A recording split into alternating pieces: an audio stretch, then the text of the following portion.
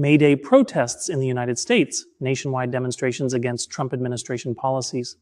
Today, numerous American cities witnessed large-scale demonstrations marking May Day or Labor Day, as thousands took to the streets to protest the policies of former President Donald Trump, particularly in the areas of immigration and workers' rights.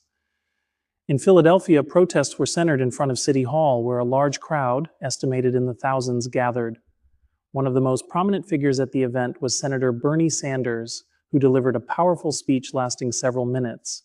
In his remarks, he voiced strong support for labor unions and workers' rights and denounced what he called rule by the oligarchy, which he warned threatens American democracy. The event was organized by the American Federation of Labor and Congress of Industrial Organizations, AFL-CIO, and featured clear messaging calling for the defense of workers' rights and a rejection of Trump-era immigration policies. Some of the protest signs read, "I'm a history teacher, this is fascism," "Stop Trump," "Stop the oligarchy." While some signs contained explicit language, the message was consistent. People are angry and ready to stand up publicly in defense of their rights and democratic values. Protesters said their motivation wasn't only to support Bernie Sanders, but to show they are unafraid, determined to take to the streets, and committed to voicing opposition to what many see as authoritarian policies from the Trump administration. According to CNN reporter Danny Freeman, the turnout was one of the largest seen in recent labor-related protests in Philadelphia. He confirmed the demonstrations would likely continue into the evening, with more rallies expected across the country. Politically, the ongoing protests raise questions about leadership and direction within the Democratic Party, especially as public frustration intensifies. A Democratic congresswoman interviewed by CNN said she was proud of House Democrats' efforts, noting that they were playing zone defense, meaning coordinated teamwork rather than individual actions, to push back against Trump policies.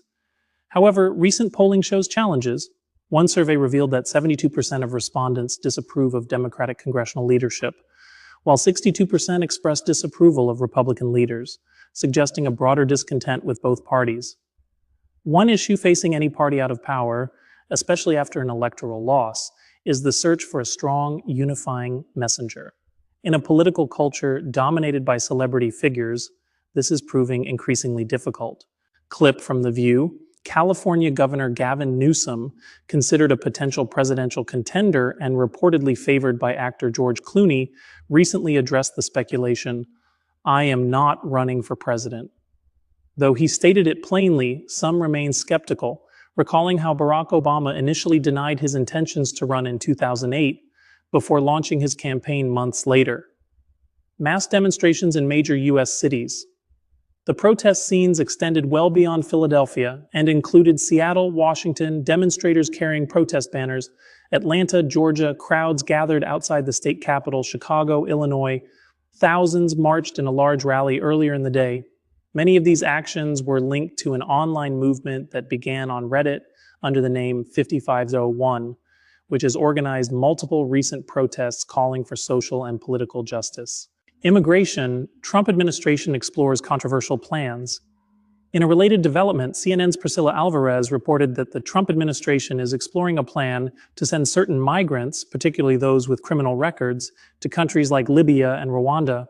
Sources confirmed this week talks were held with Libyan officials about a possible safe third country agreement, which would allow the U.S. to deport asylum seekers caught at the southern border to Libya.